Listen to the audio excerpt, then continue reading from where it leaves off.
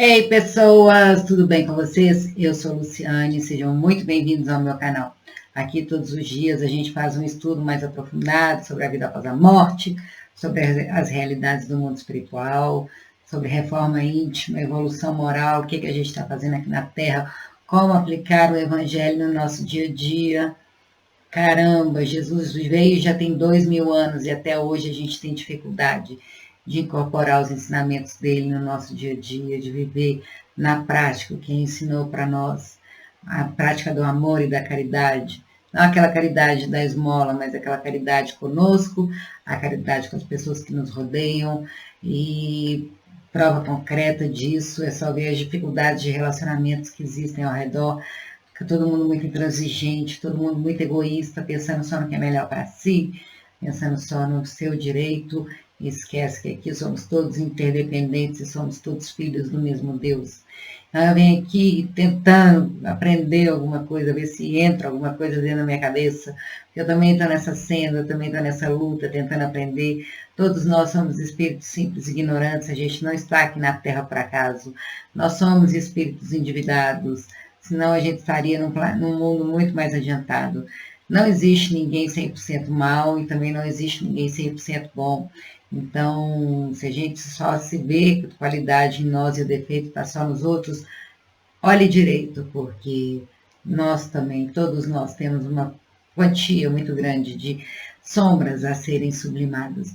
E eu venho aqui com o intuito de estudar, e para eu ter esse compromisso de estudar todos os dias, eu me comprometi a gravar para vocês, mas sempre como aprendiz, eu interpreto de acordo com a minha bagagem, com a minha capacidade, com o meu entendimento.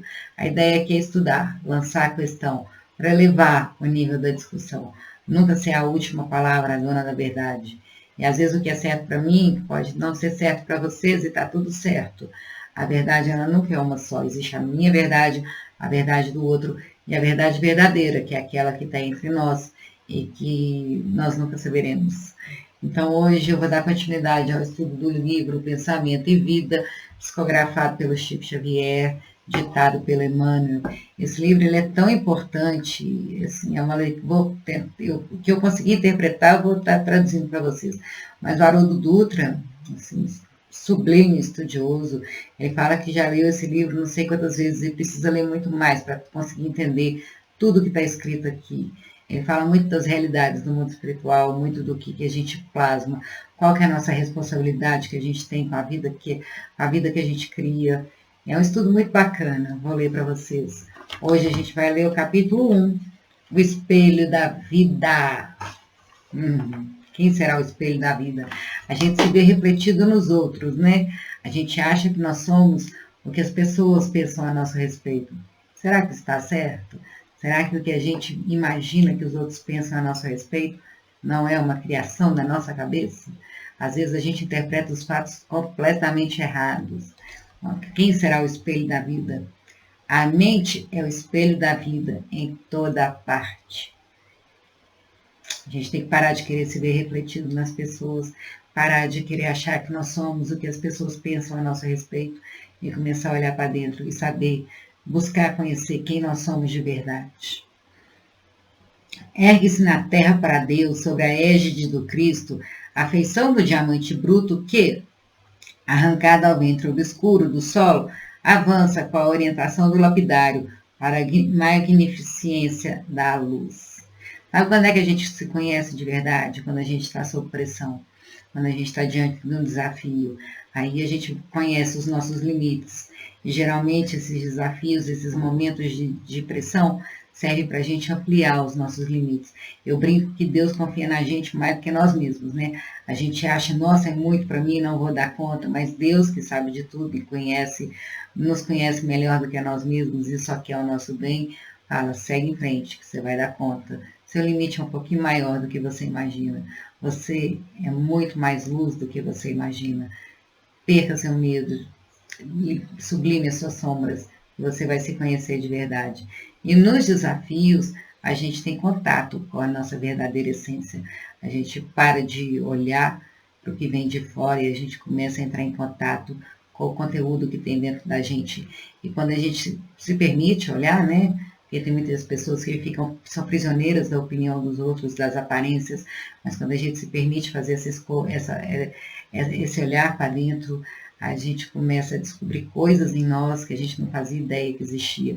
Tanto coisas boas, de forças, de coisas assim, que a gente se surpreende com a nossa capacidade de superação e de resiliência, quanto também de sombras, coisas que a gente não fazia ideia que existia dentro da gente.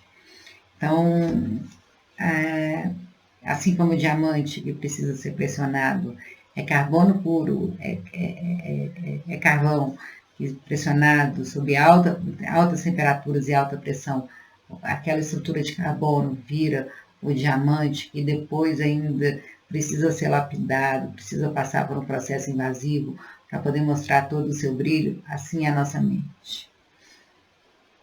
Nós estamos sendo sempre trabalhados para mostrar todo o nosso esplendor, todo o brilho do nosso espírito. Nos seres primitivos aparece sob a ganga do instinto.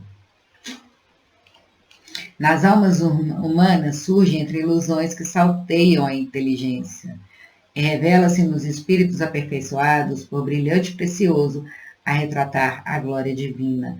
Todos nós temos na mente, né? E a nossa mente, ela vai evoluindo conforme o nosso adiantamento moral, nosso adiantamento espiritual.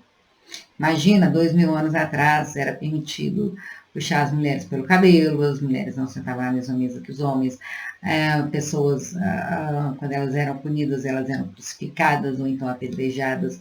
Hoje já não é mais admissível isso para nós. Estamos evoluindo coletivamente e individualmente. Estudando de nossa posição espiritual, confinados que nos achamos entre a animalidade e a angelitude, um dia todos nós seremos anjos, é o quinto princípio que está manifestando aqui na Terra. Se a gente pegar os chakras, primeiro a gente desenvolveu o chakra raiz, que é o instinto de sobrevivência, a luta ou fuga. Depois o chakra sexual, o segundo chakra, que é o chakra sexual, que é a parceria, é o fazer um com o outro. Depois o chakra, primeiro o chakra raiz, depois o chakra umbilical, que é o instinto de aquela ligação, é a nossa fonte de poder. Depois é o chakra sexual.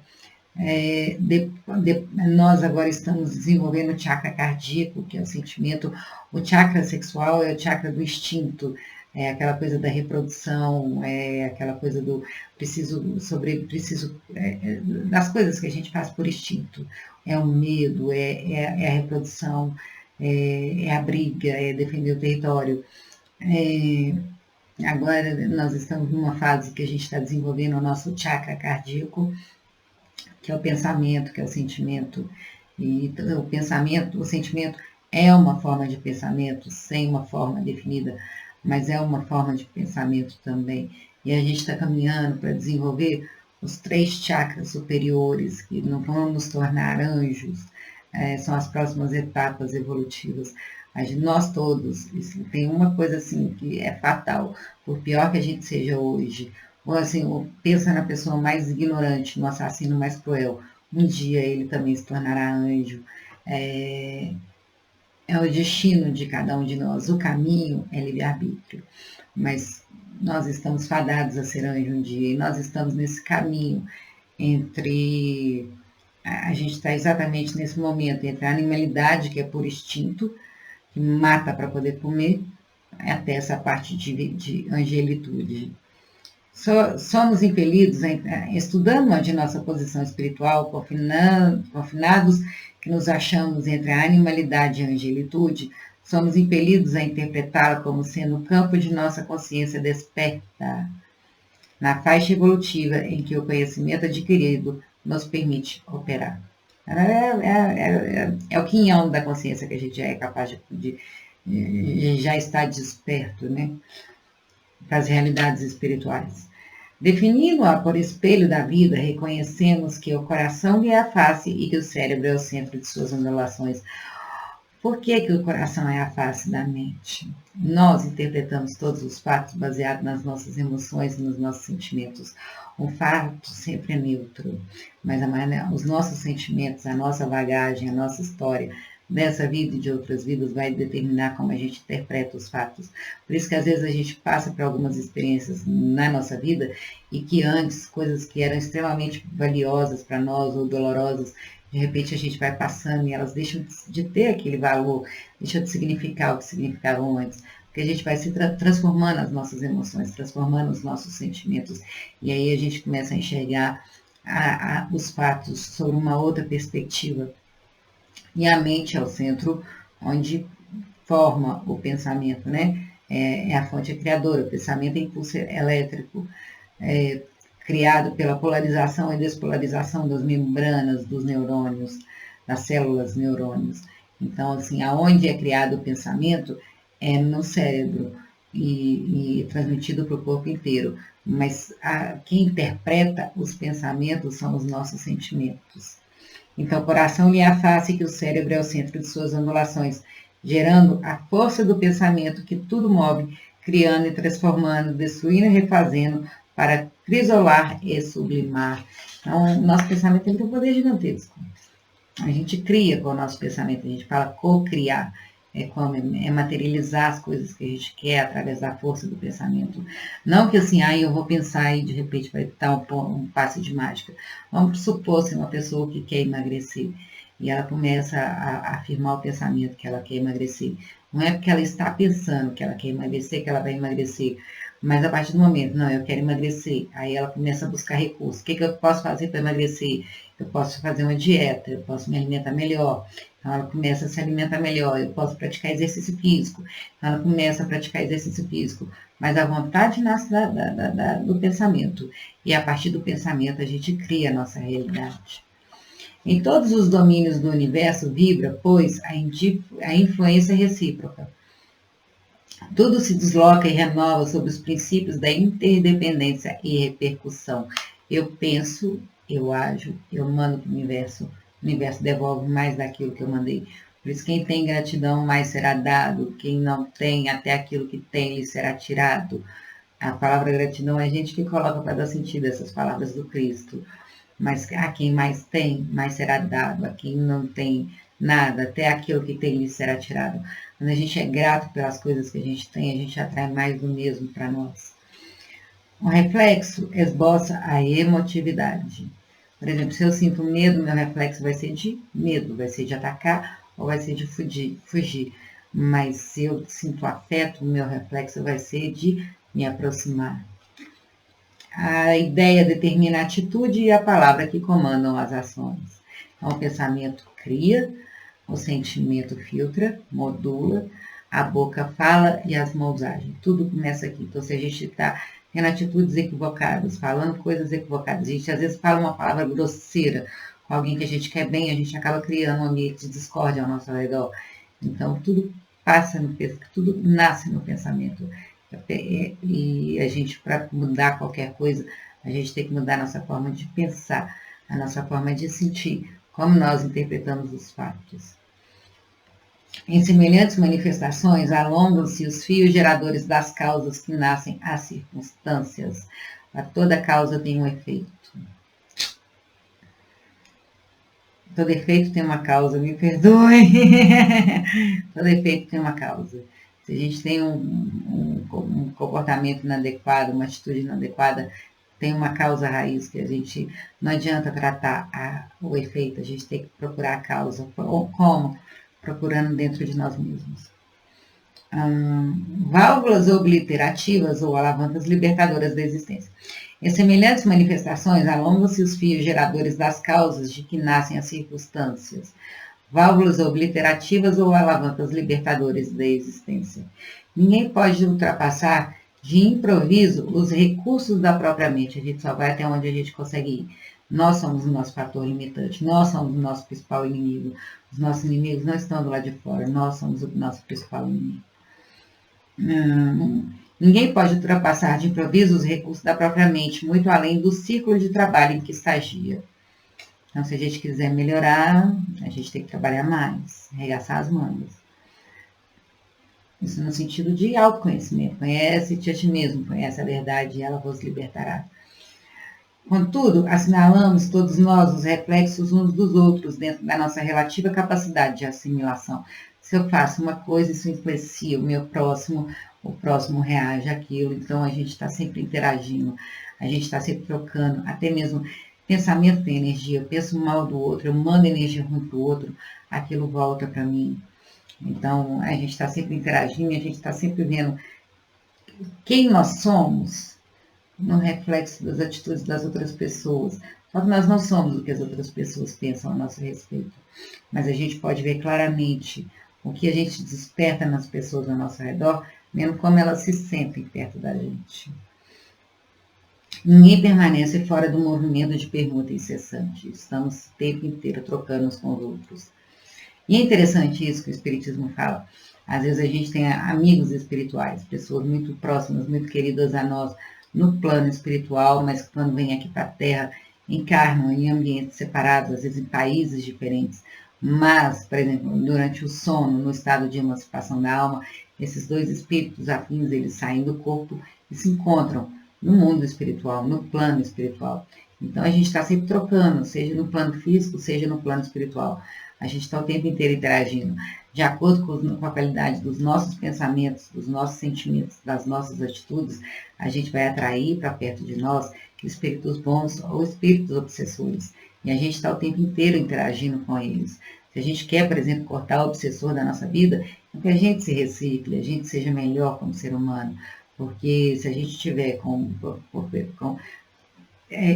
padrão baixo de pensamento, de sentimento, a gente vai atrair para perto de nós aqueles espíritos que têm sintonia com isso. Ninguém permanece fora do movimento de permuta incessante. Por exemplo, se você vai sair com... Se a pessoa é vegetariana, essa questão do obsessor, a pessoa é vegetariana, ela não vai numa churrascaria, ela vai procurar um restaurante vegetariano. É a mesma coisa dos obsessores. A pessoa, ela tem um pensamento iluminado, ela não vai ir para lugares sombrios, a não ser que ela vá lá para trabalhar, para ajudar. A pessoa que ela tem um pensamento mais focado no ódio, na raiva, na mágoa, na inveja, nesses sentimentos inferiores, ela não vai estar em ambientes elevados, ela não tem afinidade para frequentar aqueles ambientes. Respiramos no mundo das imagens que projetamos e recebemos. Por elas estacionamos sob a fascinação dos elementos que provisoriamente nos escravizam e através delas incorporamos o influxo renovador dos poderes que nos induzem à purificação e ao progresso. O que nos escraviza? O medo nos escraviza. A opinião dos outros nos escraviza. A aparência nos escraviza. Então, a maneira como a gente sente aquilo que a gente dá importância vai determinar com quem nós estamos vinculados. As pessoas, a gente fala assim que as pessoas acham que o ódio afasta, né? O amor une as pessoas, mas a união que o amor faz é uma união que liberta, que deixa o outro ser feliz. Agora, o que mais une as pessoas é o ódio que é aprisionar, o ódio que é vingar. A pessoa não consegue libertar o próprio pensamento daquele que é objeto do seu ódio. Então, o ódio aprisiona as pessoas. Nós somos, a gente acaba sendo escravizado pelos nossos sentimentos, pela maneira como a gente interpreta o mundo, pela maneira, pelo que a gente define como prioridade para nós. E através delas, a fascinação, e através dela incorporamos o influxo renovador dos poderes que nos induzem à purificação e o progresso. Então, a pessoa que é muito materialista vai passar por experiências que ela vai transformar esses impulsos materialistas dela para que ela caminhe em direção à evolução e ao progresso. Às vezes uma perda muito grande para ela descobrir que ela não é o que ela vale no bolso, mas ela é o que ela faz as pessoas ao redor dela se sentir.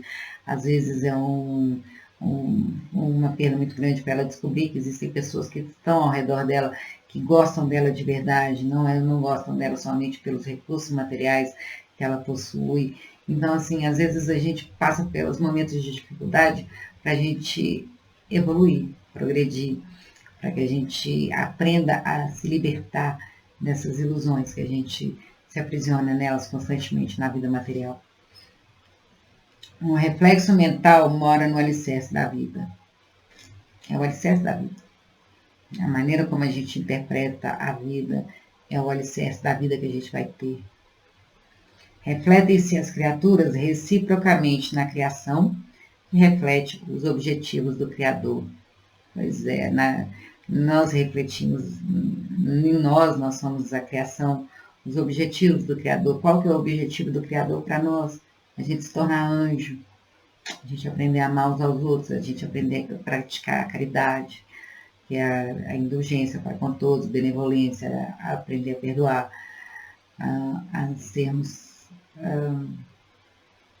amor, para que a gente seja união, para que a gente seja fraternidade. Então, reflete em nós, reciprocamente, essa projeção de que um dia seremos anjos. Às vezes não reflete, é porque a gente não permite. A gente ainda está cheio de sombra. E todas as experiências que a gente passa na vida é para limpar essas sombras, para sublimar essas sombras, para transformá-las em luz. Não é isso. Interpretei dentro do que eu dei conta de interpretar. Já fala aqui esse texto, né? Que ninguém pode ultrapassar de improviso os recursos da própria mente. Eu fui até onde eu fui capaz de interpretar, mas esse livro realmente é de uma profundidade muito grande. E a gente precisa estudar muito, muito, muito, muito sobre as realidades do mundo espiritual para poder compreendê-las. Espero que vocês gostem. Esse negócio da realidade do mundo espiritual é tão interessante que às vezes as pessoas rezam pedindo força a Deus, aí achando que Deus vai dar força para elas. Aí vem Deus e manda desafio para que a pessoa aprenda a desenvolver a própria força dentro de si. Então, a gente tem que, quando a gente começa a estudar o mundo espiritual, a gente tem que começar a interpretar as coisas de uma forma diferente. Porque Deus não vai dar para nós de mão beijada. Ele vai nos propiciar condições adequadas para que a gente desenvolva dentro de nós aquilo que a gente está pedindo, para que seja uma conquista nossa, uma conquista do espírito. E nesse sentido, o pensamento ele é fundamental. A gente tem que estudar as realidades do mundo espiritual e entender como nós interferimos diretamente na vida que a gente tem. E que a vida que a gente tem hoje é consequência das escolhas que a gente fez no passado. E a vida que a gente vai ter amanhã é consequência das escolhas que a gente fez hoje. E quando eu digo do passado, não é 10 anos atrás, 20 anos atrás, também, mas uma encarnação passada, 2 encarnações passadas. Então, a gente ainda está nesse processo de reajuste uns com os outros e é fundamental entender as realidades do mundo espiritual dentro daquilo que a gente dá conta de entender. Então é isso, espero que vocês gostem. Deixem aí seu like, ajuda bastante o YouTube a entender que esse conteúdo é relevante. Curtam, comentem, se inscrevam no canal, deixem aí sua opinião, o que vocês entendem a respeito. Mostrem para mim qual é o espelho que vocês veem da vida. Um beijo, um grande abraço. Amo vocês, fiquem com Deus. Até a próxima.